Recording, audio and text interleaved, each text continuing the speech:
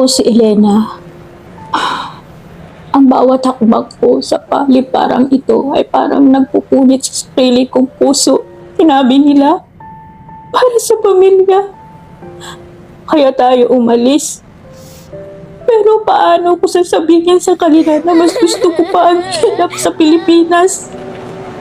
Basta magkakasama kami. Tumalikod ako nang hindi lumilingon. Dahil alam ko, kapag nakita ko ang kanilang mga mata, hindi ko na kayang lumakad pa. Isang malita, 5 anak, at 1,000,000 pangungulila ang bitbit ko sa aking paglipad. Ngayon, dito sa malayo, ang tanging yakap ko ay ang lamig.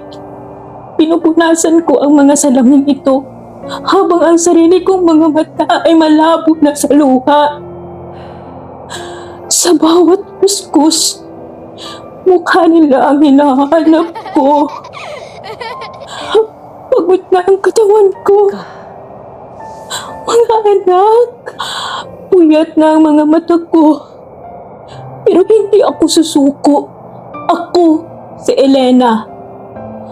Ang nanay ninyo na laging nagbibigay ng araw. Sabi nila, bayani ako. Pero ang gusto ko lang naman ay maging nanay na muling makakayakap sa inyo ng mahigpit. Kunting tiis pa para sa inyo. Kakayanin ko.